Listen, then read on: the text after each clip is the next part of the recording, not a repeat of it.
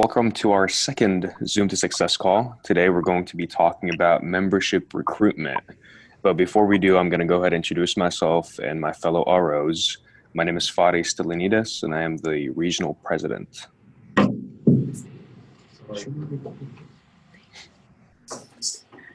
Any other RO jump in? Hi guys. Hey. Hi, I'm Jay, Georgia, your District 5 VP. Okay, hi, I'm Georgia. I'm the District 4 Vice President.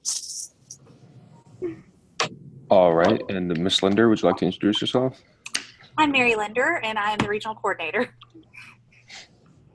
And do we have Ms. Daniels on the call as well? We do. Yeah, you're not going to see me. I want my kids to be in the seat. So this is Michelle Daniels. I'm the Associate Regional Coordinator. All right. And then our presenters, we have Mr. David Parker. Hey everyone, David Parker, Division 2 International Vice President. From what chapter? Alpha Mu Tau, same as yours. Awesome. We also have Dr. Molly. Hi, I'm Dr. Molly Harris. I'm an advisor at Omicron Psi Chapter, Grayson College, the most distinguished chapter in the world. Awesome. And we have some members from Kilgore College. I'm Alec Reyes. I'm the secretary for Gamma Omicron. Hi, this is Jamie. I'm a VP of Public Relations. Awesome. All right. Well, first off, we would like y'all to walk us through your recruitment cycle in a semester. So we can go ahead and start with David, then move on to Dr. Molly, and then Kilgore College. So for Alpha Mu Tau at Collin College, I'm going to talk about it through like a fall semester. So during the fall semester, a big time for us is PTK Awareness Week. This year that happened to also fall in line with our When We All Vote initiative. But that Awareness Week is a really great time to blanket your campus with different flyers and other resources that PTK has ready for you to use. And just being able to get the name out there, so when people do get their invitations, they're not surprised by the name Phi Theta Kappa, or if they get invitations from other honor societies, they know which one to really look out for. And so that's happening early on in the semester.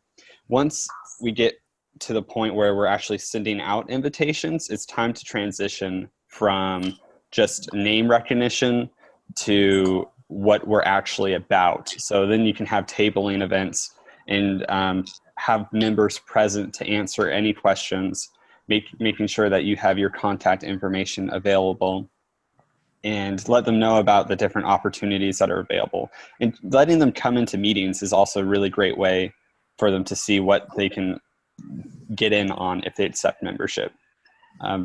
Moving on closer to the induction season, making sure that our members and especially our officers are going into their classes and maybe just taking a couple minutes, if it's okay with their professor, to talk to their class and say, hey, you guys might have gotten an email, an invitation for this honor society I'm in, and just give them some details during class.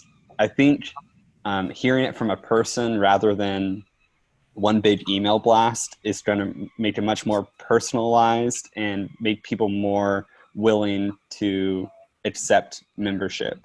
A lot of people are going to be getting those emails, but at the end of the day, it's really important that they actually hit that accept membership button. And so talking during class, just asking your professor just for a couple minutes. I think that's a great way, especially once you're getting closer to induction season and they've seen the emails, they just don't really know what's going on, but seeing other students are actually part of it is really great for them. Awesome. Thank you, David. Dr. Molly, what is your chapter's recruitment cycle like in a semester? So it's pretty similar. We send letters out to all of the students. We do participate in Awareness Week. one of the interesting things that we do is a little giveaway every week. And so it could be something really silly and really simple, like some little gummy candies that are the Krabby Patties, I think they're called. And they look really disgusting, but I guess they're all the rage. And don't be crabby, join Phi Theta Kappa. Something really simple. We also do ink pens that are really popular because, let's be real, students don't have pens. Spoken from a faculty member. And so it says you're incredible, and it's ink credible, right? Or be incredible. It can be all kinds of fun stuff. But it always says join Phi Theta Kappa and then meeting information as well. So we do a lot of follow-up with induction at the end of the semester. Awesome. And Kilgore College, what is your recruitment cycle like? So basically, we send out invitation letters about a month after semester starts, and we put the calendar events about all the information about scholarship deadline and upcoming events, and also the membership meeting dates. So we put all the information in it, and then we also make this little card that they can actually carry with them so that they won't miss any of our membership meetings. And the most important thing is we actually send the letters to the instructors so that the students can get the letters from the instructors, and also the officers give the letters to the students, so it makes them feel like they actually achieved something. And then also We also do prospective memberships if they're not eligible as well. Nice. So that card, do you always attach it to the letter, or do you give it only to those who ask for it? How does the card work? we attach these cards in the letters, and we also put these in the classrooms and on campus so that a lot more people can see, and we let them know about all the dates. Oh, that's really cool. Okay. It's the first time that we are doing it, but we actually asked a lot of people who come to our meeting how they found out about the meeting. They actually said the cards kind of helped, so I think it's a good thing. Oh, okay. We're also on the Kilgore College app as well, and we also have a Facebook page. And recently, we also began an Instagram page as well. Very nice. Fadi, can I interject really fast? Oh, yes, go ahead. We wanted to invite Dr. Randa Shell from Eta Beta chapter, Southwest Texas Junior College Uvalde. She unfortunately had a conflict and wasn't able to participate in the webinar today, but they have an 83% acceptance rate. So we thought it might be valuable to get some information from her. And so I did ask her just to share a few key tips with respect to their membership recruitment strategy. And so in looking at this, they send a letter from the college president as well as from the advisors, and they do follow-up emails. So we're seeing a lot of similarities in what many of us do in that respect. But in looking at what she shared with me, it seems that their big focus is on their dual credit students. And so what they do is they attend all dual credit counselor workshops, dual credit orientation sessions, and regional education forums. And they also send lists of potential members who are also dual credit students to their respective high school counselors so that they can get those counselors to be partners with them in recruitment. And so that's really very smart because you're getting them in early. And I'll just tell you for your chapter as well, you're already building them into Phi Theta Kappa as they're coming onto your campus. That's awesome because they arrive on your campus already knowing about it and kind of engaged in that way. They're making those early connections, which are so helpful to student success. So it seems like that has really been a big part of their strategy in what she shared with me. I know we were thinking about having like a high school ambassador officer or something along those lines. And we tried to contact some high schools. I'm not really sure what the status is on that, but yeah, dual credit students are definitely one of our target audience. So going back to David, what has been the most effective thing that our chapter did for membership recruitment? Where do we get our most members from? That's a great question. I think last semester we had really great recruitment and really great engagement from our members. And I think it was just utilizing what the college had to offer for us. Some colleges have, you know, what do we have? It's called OrgSync. We don't use that this semester, but the website that lets all student organizations have their own little website and post things and updates and all that. We really tried to make the most of that, and we found all of these different features, and we found that we could contact everyone in just like one simple post, and that's what really got a lot of people coming, I think. And what's interesting, since last semester, we've moved to a different platform, and we don't have the same functionality, and I think that could be partly to blame for lower attendance this semester. So we're still trying to figure out what system or what's available for us with this system. So it's, I think, maybe staying in contact with your student engagement office and making sure you know what's all available to you with the platforms you have. Right, because I remember for OrgSync, anybody who was a member, they would get the emails for our events. Yeah. But on Cougar Connect, we don't get any notifications. Yeah, and it's really been kind of damaging to our attendance, I think. Mm-hmm. So we're still trying to figure that out. Right. Dr. Molly, would you say those little giveaways are the most effective thing that you guys do for membership recruitment? Well, I think it's certainly effective. One of the probably unique things that we do is we offer a discount for membership at the very beginning of each enrollment period. And Professor Linder, I think it's a week, the first week or 2 weeks? 2 weeks. 2 weeks. And it's only a $10 discount, but it encourages students to join early. And if they're able to join early, then we can get them active and keep them engaged for the semester. And so that's probably a unique thing that Grayson College does.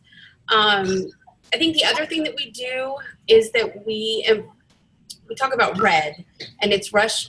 No, it's not. It's recruit every day. I stole it from my sorority days when we rushed every day. But the idea is that every time a student engages with someone, and it doesn't have to always be another student, but they can infuse that conversation in a natural way with Phi Theta Kappa.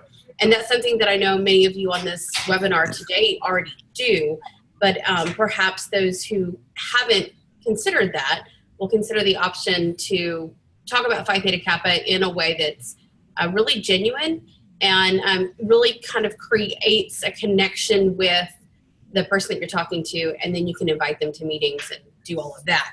But you got to first make that initial connection. And for Kilgore College, is your most effective way of recruiting that letter, or is there something else that you guys do that is unique? We also send regular emails from us, and then also PTK headquarters will also pitch in as well and send out emails here every now and then. And also some other things that we also do is that around campus we'll always have like events going on and such. So we had this one event that started like at the beginning of the semester called Party in the Plaza. There's a large plaza here in the middle of campus where like a bunch of groups and like organizations come together, and like students just go around each booth and like see what each group has to offer and such. And we'll usually put up a booth there and like give out information and such, even give out some t-shirts as well.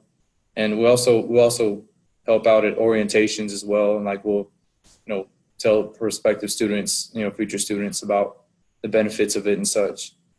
When we said regular emails from us, we actually talk to the marketing department of our school, and then we send all the emails to all students who are qualified to join Phi Theta Kappa. And I think that's a good way to get more students. Yeah, because that's your target audience. So yeah. Wow, it's really good that your school agreed to doing that.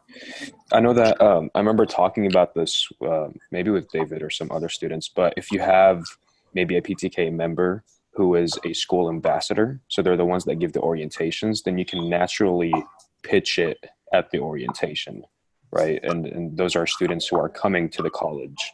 So if they join in early, they can become officers and help with the whole chapter. Moving on, do you guys have scholarships at your colleges for membership? I know for our chapter, David, we have the Dr. Matkin scholarship, right? We actually have a number of them, but there's a few that are named. One of them is named after our district president. but each semester we offer, I believe, 10 membership scholarships, and we have this like open application, and sometimes we don't even get enough people to really apply for it. So if you have these scholarships, you need to make sure that people know about them and they're taking advantage of the free membership available to them. And there's also the golden, you might talk about this later, but the Golden Opportunity Scholarship available through headquarters as well. For all scholarship, do you know if it covers the whole fee or just the headquarters fee? I believe it's the whole fee. Okay. Yes. And Dr. Molly, for your chapter, do you guys have scholarships other than that discount? We don't have a scholarship now, but we have 2 board members who are Phi Theta Kappa members and a couple of administrators who are also members. So we're trying to lean on them to generate some funds and to get a scholarship established. And our goal is to cover the international dues, and then the chapter will just lose out on that chapter dues. Okay. Kilgore College, do you guys have scholarships for membership? We do a free membership scholarship in place of having to pay the $70 fee. And do you guys do that every semester or? Yes, we do this every semester. Okay. And they have to write small essay questions and applications, and we let them know the winner at the induction ceremony. Okay. Going back, go ahead. The officers decide who's gonna win the free membership opportunity. Oh, okay. So the executive committee decides on who gets it. Yeah. For your membership invitations, do y'all send those just through headquarters or through your college email, or maybe you mail your invitations? How do you do that? How do you send your membership invitations? I know for us, we let headquarters take care of that, at least the email side, but we also do snail mail invitations as well.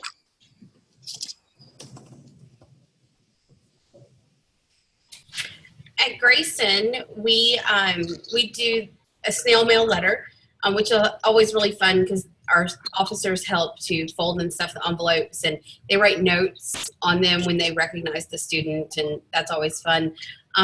Professor Linder sends out an email to all of the eligible students to say, hey, watch your mail, look out for the invitation, and then we follow up throughout the semester with reminders to join.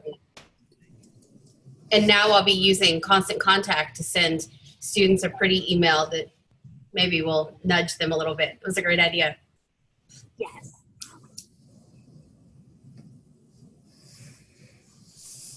And Kilgore College, do you guys send them through mail, email?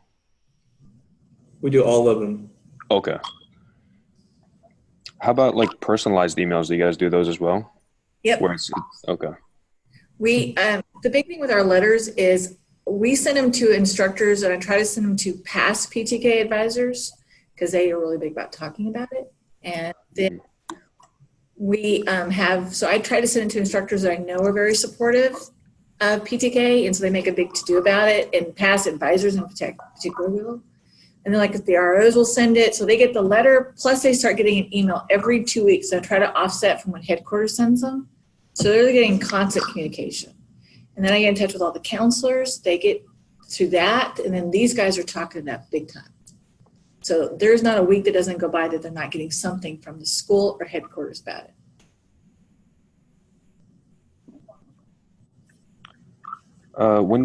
When does usually your enrollment period open and close?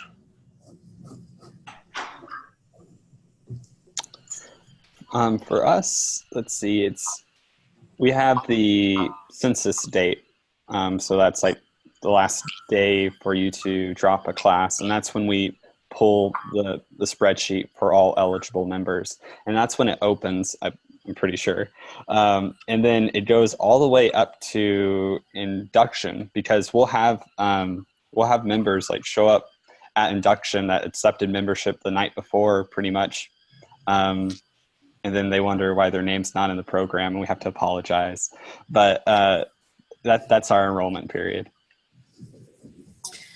I think it's fairly common to wait till after census date to open an enrollment period. You certainly want to make sure that students are enrolled in the class and intend to stay in the class, because that is a strong determining factor of eligibility, right? So I think that's fairly common. Headquarters really encourages us to leave our enrollment periods open throughout the semester, and so we certainly do that. In fact, Linda, you could correct me if I'm wrong, but I think it stays open really through the end of the year. So for fall semester, it stays open through December 31st. We certainly don't advertise it that way.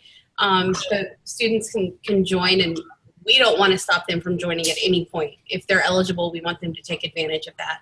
We do try to encourage about a week prior to induction that everyone has joined. And so we kind of lie about our deadline a little bit, because we want to try to include them in that induction program, right? We also need a head count for induction, so that's important. And then let's say our deadline is December 5th. On December 6th, we may say, hey, guess what? We're going to extend it. Here's one last chance. So it's like that, okay, you made it through finals, and now maybe you can breathe a little bit. Don't forget, you can still join. So we always get, I don't know, a handful when we extend that deadline. It's worth it.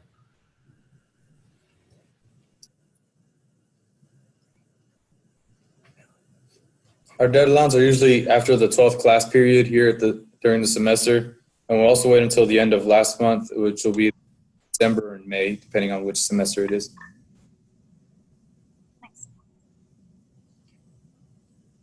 Too a little bit, just for the record.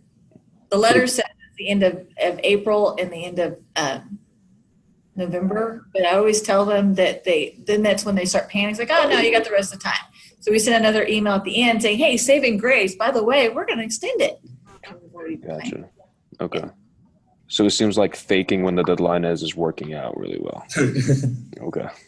Yeah, we think like students. I have until Friday to get that paper done. Going back to the topic of induction and when the date closes, do you guys allow non-members to walk at induction or attend and then pay their dues afterwards? I know for our chapter, David, we don't allow that, right? They can attend, but they can't walk on stage. I've personally never heard of like a prospective member coming to induction and like participating in the ceremony, because like part of it is like the oath, and that would be 4 members, right? Maybe there might have been a situation in the past where a prospective member comes to induction to just kind of get a feel for things, get some free food too, maybe. But I can't recall that ever happening in my experience, but it might have. Dr. Molly, does your chapter do that?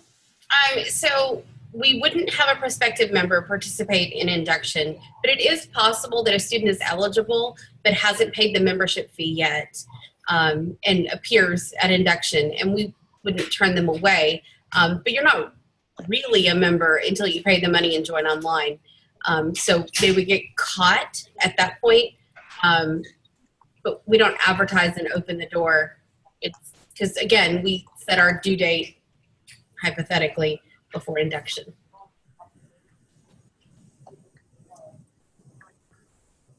And Kilgore College?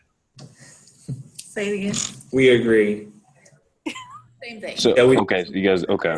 Like Molly said, we don't, you have to be invited to do it, but we have a lot of students that financial aid refunds or there's something that's going on. So we give them as much time as they can to pay for it. They won't get so we've had maybe 2 or 3 people that have ever walked, but they don't get the final recognition. And then they feel stupid later on when they've been through that whole process, they didn't pay. So it's almost more of an incentive to get them to finish it. Right. So for accepting the membership, do you guys only do it online, or do you have a physical form? I know our chapter does an online, you pay your dues online. I don't know if we have a physical form. Do we, David? Not to my knowledge. Right. Dr. Molly, no? We're online only. When I was at Weatherford as an advisor, I would have the occasional person who would have to do a paper form, and that was mostly because maybe a department on campus was going to pay for their dues or something. Even now, there's ways around that. No, we don't. I haven't done a paper form in years, thank goodness. I don't miss keying those in. They can pay the fee to the advisor, but most of the people, they usually do it online. So It's the same thing like you guys. Yeah. Every once in a blue moon, I'll get someone who pays me directly, but most of them do it online. Okay. Does your college allow for financial aid to be used for the membership fee? I wish I knew the answer for sure. I don't think so, but I don't know for sure. Yeah, me either. I should have done my research. The college does not allow it, but I know some institutions do. And if somebody wants to give me all the rules and regs on that, I'd be happy to advocate for it at Grayson College. Right, yeah, same here. Yeah, financial aid here at Kilgore College doesn't play into, membership fees here at all. Okay. Do y'all have any incentives or recognition for accepting membership? So maybe you give them a discount fee at some point, or a graduation regalia, things like that. I know that for our chapter, I don't think we ever give a discount fee. We did not. I know for a while we were trying to do that tiered membership idea. Actually, Fadi came up with that for our chapter, and it was really, really cool. So once you were a member, there's kind of different tiers. So if you were more engaged, you would get rewards and also kind of a different title as a member. But just for accepting membership, we don't offer an incentive. So enhanced membership is certainly successful at a lot of institutions. Austin Community College is one that has a really strong enhanced membership program. It's something that I tried to copy at Weatherford and could never get it off the ground, mostly because of the administrative work that it takes. And I don't mean your college administration. I mean like secretarial work, right? Like all the clerical stuff to keep up with it and to track it. So we were never able to launch it there. As far as incentives for accepting membership, besides the discount, we don't offer anything at Grayson, but we do have the opportunity for students to earn their regalia. And all they have to do is complete 5-star competitive edge, and they'll earn their stole and their tassel. And you guys on this webinar right now think, well, that's really easy. How cool. And you would be surprised that it's typically just our officer team that we can get to do that. So I know I have some of my members on this call right now, and so I challenge them to get others in our chapter to do that, because it's a great opportunity. It's a lot of money to save for a student too.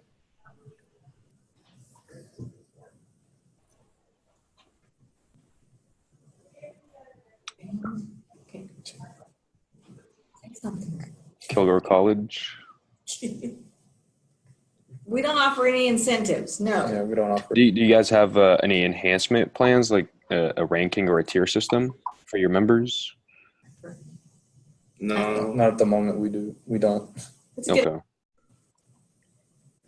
I tried to create one for our chapter, but like Dr. Molly said, it just requires a lot of administration, and I haven't really found an officer that could take on that workload. But you said that Austin Community College has one that's working really well. Hey Jay, could you elaborate on that? How did y'all find so much success? Yeah, sure. So we have a handbook which explains what Phi Theta Kappa is. I would say that the membership level that we call it's not towards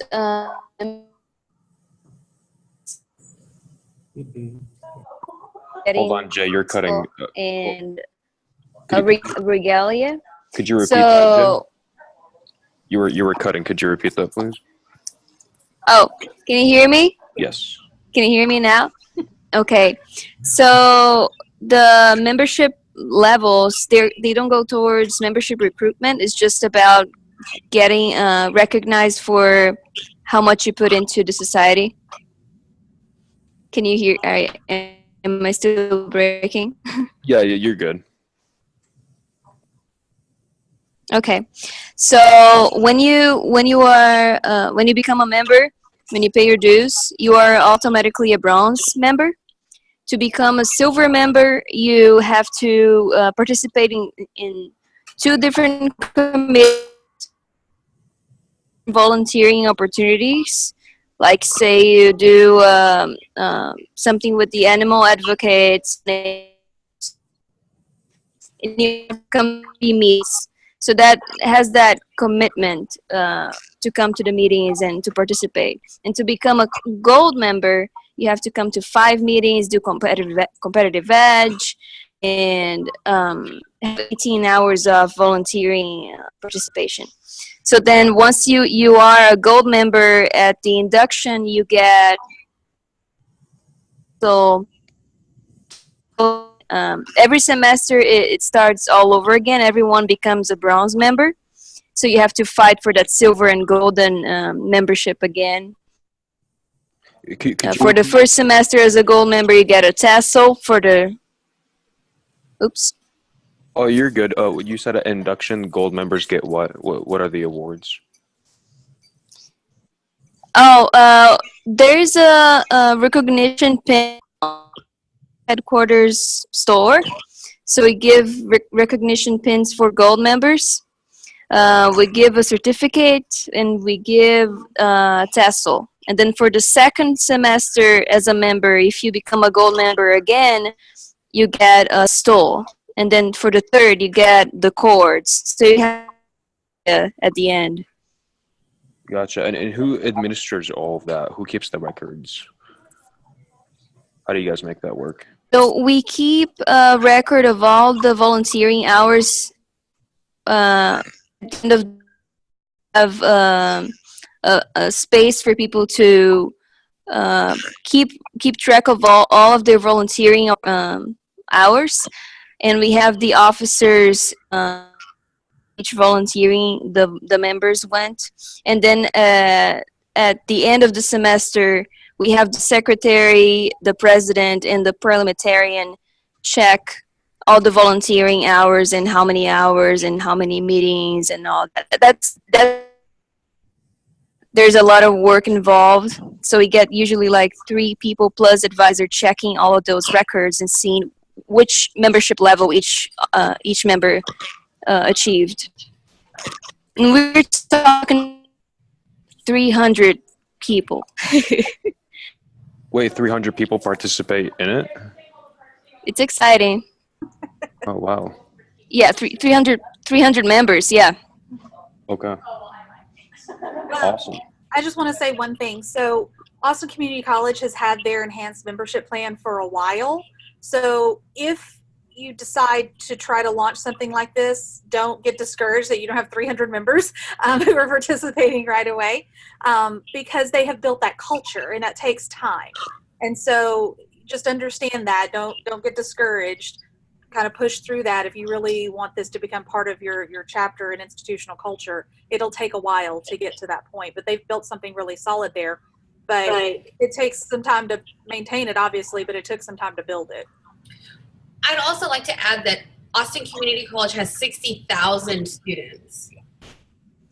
So I know that, I mean, at least Collins a large school, but Grayson and Kilgore are both small schools. So I just want students to keep that in proportion, that they have a lot more students to pull from. So it's expected that they would have more active members. Not to take away from what they do. What they do is pretty brilliant. Exactly, and it's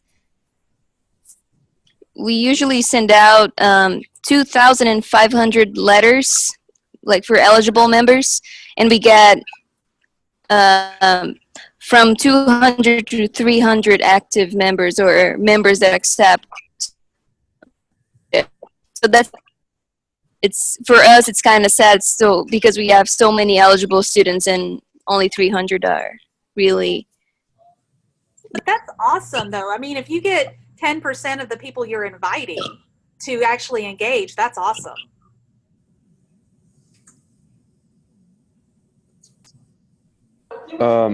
Let's talking about the membership fee. What is it for y'all's chapters? I know for David and I, it's 104 or 105. Grayson is, sorry, Grayson's 90. 90, okay. And Kilgore? $70. 70, okay.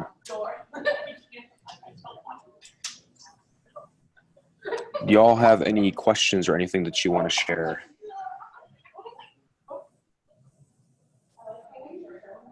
So I'll just say that I've been with Phi Theta Kappa for several years, and I've seen years as an advisor where membership has just been through the roof. And I've seen years where we thought, oh my gosh, how are we going to send students to convention because our enrollment's down. And enrollment is our biggest fundraiser as a chapter. And so I would say that the difference maker from semester to semester is the connection. If students aren't making connections with each other, with their faculty, and doing what I call building champions, then you're not going to get your recruitment to where it needs to be. So make a personal connection with everyone that you meet in an appropriate way and make them feel wanted and welcome in Phi Theta Kappa, because it can be really, really scary to walk through the door to your first meeting if you're alone. Yeah, it can. And building off of that, the connections really with your faculty, building those champions, that's so important. What we see from the research is that students are 12 times more likely to accept membership if their professors will talk about it in their classes. So making those connections with faculty and asking them to also encourage that membership is really instrumental. And that really will help make a difference and will help the sustainability of your chapter. Something we do at our induction, and we started this 2 years ago, maybe 3. We started including, and we stole this from Beta Delta Omicron, and so I'm saying this because Mayor's not on the call. So they're like most influential professor, and they call it something different there, but we call it most influential professor. And so we invite the students who've accepted membership and who are going to be participating in induction to name a most influential professor and to invite them to walk with them at the induction ceremony. And we had, the first year we did it, we had a few faculty who came, and it's grown each year.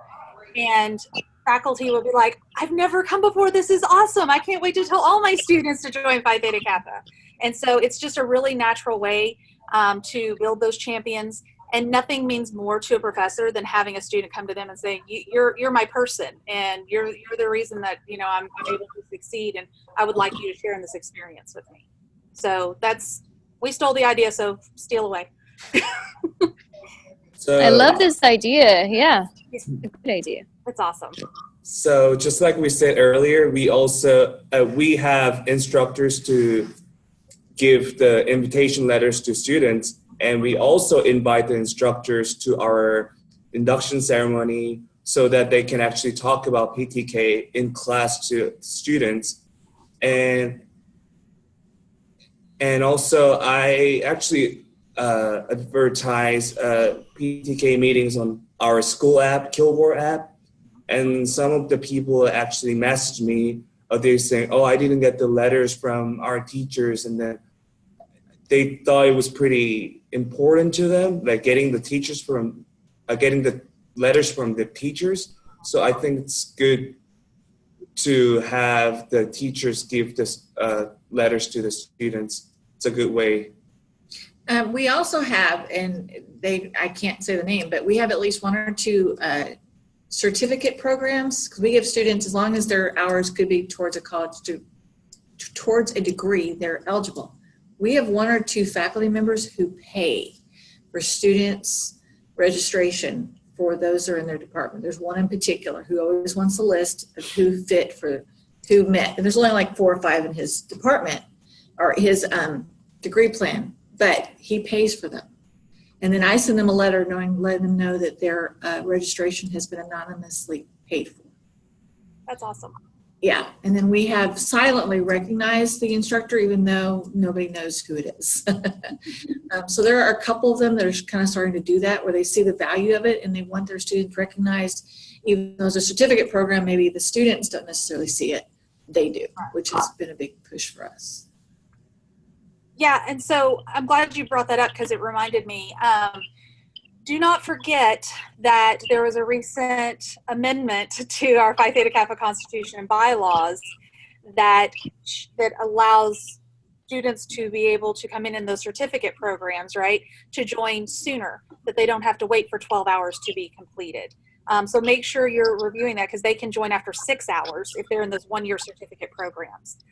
So make sure you're checking with that and check with your institutional whatever you call them, your IE office, your IR office, whatever you call them, whoever runs your reports, to see about getting those invitations to those students as well, so we can get those workforce students in here, the certificate students in here, and get them to get their membership.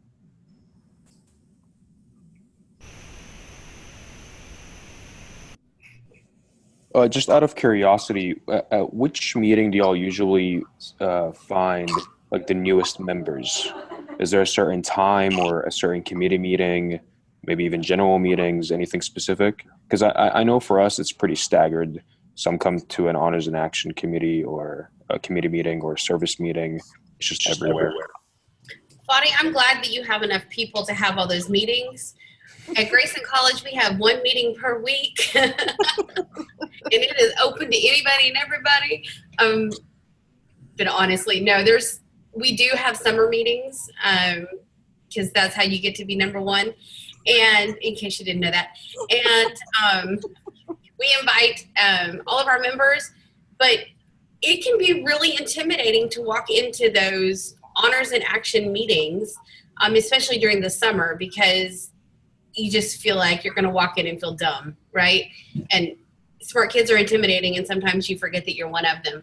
So we don't see a lot of new members walk into those, but I noticed that anytime after like a campus event where we've had an activity table and we've handed out what I call propaganda about Phi Theta Kappa, then the following week we'll have more members. The trick then is how do you keep them coming and how do you make sure that they feel connected and engaged?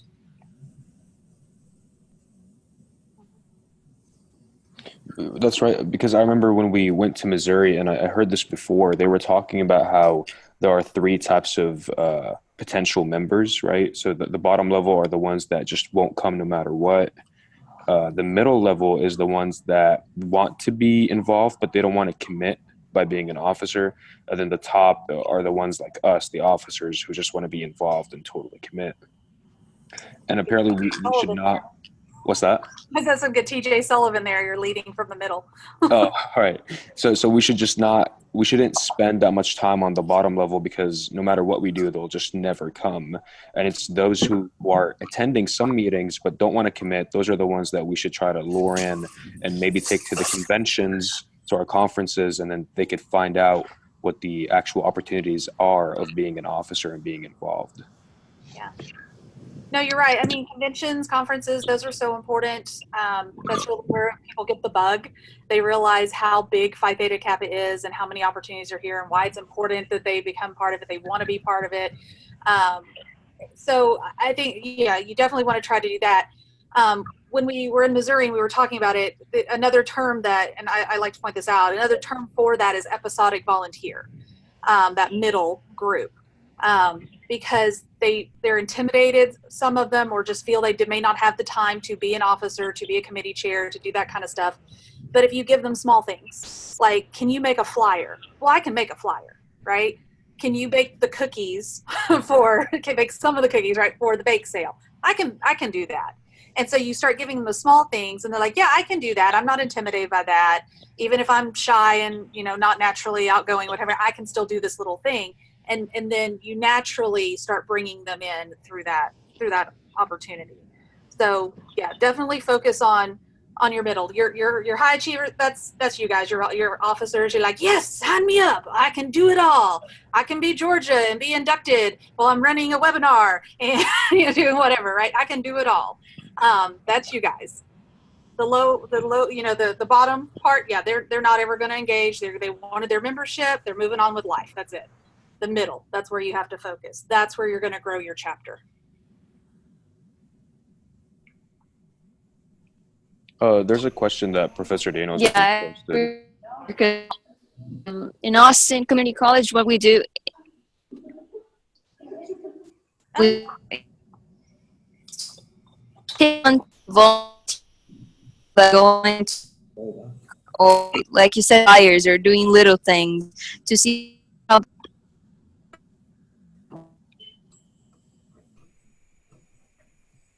I'm sorry, Jay, you were cutting there, but you said like you agree with the small tasks to give to those middle tier members. What's the right name for them? Episodic what? Episodic volunteers. Episodic volunteers. There we go. So this is a question for Professor Daniels. How many people come to your regular membership meetings? I know for us at least, it depends on what committee, and then if it's a general meeting or not. Usually, I think anywhere from 5 to 12. I think that's a good average. Would you say so, David? Yeah, like if we had 20, that'd be like a really good turnout. Yeah. How about you, Dr. Molly? I'm going to let Professor Linder answer that because I don't get to attend a lot of the chapter meetings, and I'm afraid that I would be unfair in my assumptions. So in our weekly chapter meetings, on average, we probably have 15 to 18 in our weekly chapter meetings.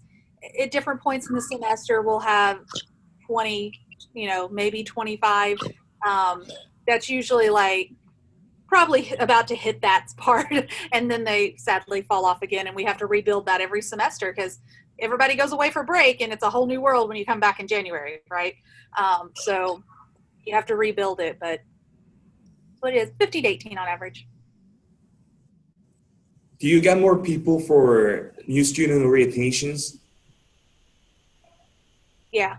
Okay. Yeah, we normally have about 40, 45 at our orientation meetings. Not huge, but a decent turnout for those. I'm sorry, your orientation meetings? Mm-hmm. Our new member orientation.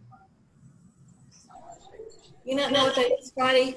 So we should talk about new member orientation. For Alpha Mu Tau, we actually I do. guess each chapter has a different thing. Yeah, so at Alpha Mu Tau, we actually do our orientation the hour before the induction ceremony. Right. We ask everyone to come early, and we get to big classrooms and have a presentation, answer any questions, just because that's like everyone's there for the ceremony in one place at one time. So we try to knock it out at that point. Uvalde does the same thing. Didn't y'all do that at Phi also? Mary, can you hear me? I'm sorry. Go ahead, Ms. McKinley. I'm sorry, thank you. We do our orientation about a week and a half before our induction, so it gets a lot of people there. We usually have about 100, 150 people come to that orientation, all the new invited members and the members. Nice. And for our weekly meetings, we have between 20 to 40 people at meetings. Having it before induction. Orientations. We do one orientation about 3 weeks after they get the letters, so we make sure they've got them. And we do them usually, that one is usually in the evening so that parents can come. And then we do another one about 2 or 3 weeks before the induction. So then we have a middle of the day. So we try to get both types of students. We actually have a second new student orientation this Friday, and we wanted to make it more interesting. So we're gonna play Kahoot, and then we're gonna give them like a T-shirt as an award. We're gonna play Kahoots. Yeah. Kahoots. Yeah, that sounds fun. A type of kind of orientation we've done, because we've done traditional in the room, sit down, what have you, but we've also done come and go orientations, and they've been very effective. I really like to use these in the summer more than anything else, because students don't, I mean, they're just not staying on campus in the summer the same way as in a long semester. And so, so we've done the come and go thing where we say, you know, we have officers and advisors available from 10 a.m. to 2 p.m. right at this location, and we have a table and we're there, and people can just stop in and get information. And so not only is that just kind of a more relaxed thing, but because they're kind of coming up one or two at a time, they actually will have a conversation with you and ask more questions because they're not intimidated by sitting in a room of 40 to 50 people. And like, I have to ask a question in front of all these people. I don't want to seem dumb, right? Like Dr. Molly said, like sometimes we just don't see ourselves as smart people, unfortunately, even though we are. And so we don't want to be embarrassed by that. So the come and go orientation has been really nice.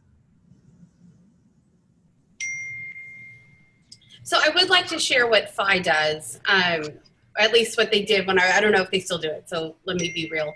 But you know how you ask new members to come to induction early so you can get their information, or you can line them up, or you can do all sorts of things, right? We were having about 60 people attend an induction. I mean, they were really big for us, for Phi. And we needed time to get them lined up. So we would have them come in about 30 minutes prior. Well, then what are you going to do with them? So we decided that was prime time to get information to them and to also get information from them. So we split them in between two classrooms labeled by alphabet because, again, you've got to get them in alphabetical order. And everybody had a card. It was just like an 8.5 by 11 half sheet. And on the front half, we asked students to complete basic information. And this was the information that was going to be read when they walked across the stage. So it was name, major, year, hometown, who's your favorite professor, those kinds of things. On the back side, we put, I think it was 3 to 5 questions, real simple. Do you want to be an active member? Do you want to be a leader? What kind of things are you interested in? So that then after induction, we had a whole little pool of future leaders that we knew we could call on. I think one of the options on there was I can be active, but I can't come to meetings. And so those are the people that you can task with all sorts of randomness, right? So that was one thing. While they completed that form, we talked about Phi Theta Kappa. So we essentially did our orientation, and we did an orientation in the middle of the semester as well, like you guys have mentioned. But we took advantage of that time to really kind of do the heartstring part of it, and to make those one-on-one connections. And it was effective. So if you've got them held captive anyway, you might as well be productive with the time. True story.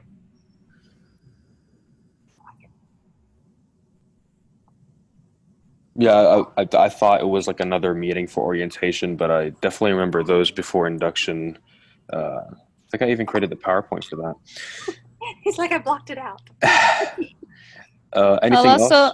Oh, yeah, go ahead, Joe. I'd also like to share about the orientation. At Alpha Gamma Pi, we have 3 orientations throughout the semester, and the induction is at the end of the semester. And if people cannot go to the orientations, the officers are allowed to give one-on-one orientations at any time. Is the orientation a requirement for people to become members? Yes. Okay. Not for us. No? Okay. For Kilgore? No? Not for us either. Okay.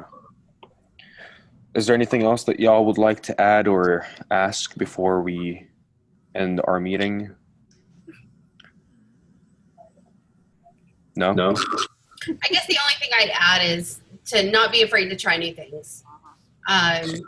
Students are changing, and what we did 20 years ago to recruit students and get them engaged doesn't work any longer.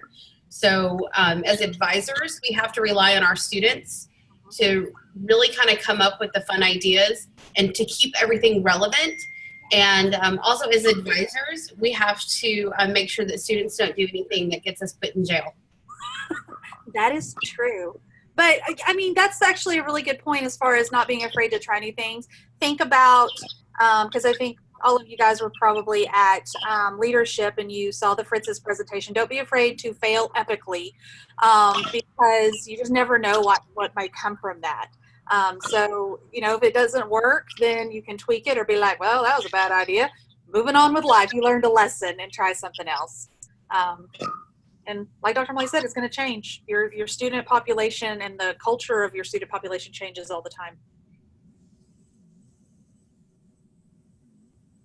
All right. Well, thank you all so much for joining our Zoom to Success call. We will be having another one on how to run for regional office on November 16th, which is a Friday at 3 p.m. And why you should run for regional office. Yes. And we will talk about our personal experiences as ROs and all the things that we learned from being regional officers. Is there anything else you would like to add, Ms. Linder? No, I just want to thank everybody for participating. Thank you for joining us. We are going to put this recording up on our regional YouTube channel. And so we'll be sending that out, of course, the link to that as soon as it's loaded. And these will be housed on our website soon as well. So if you know people weren't able to attend today, then share. We want to make sure this gets in the hands of people because recruitment is the lifeblood of our society. And we want all of these hardworking students to have the benefits of membership. So thank you so much for participating and joining us today. I appreciate it. Thank you all. See you at the next one. Bye.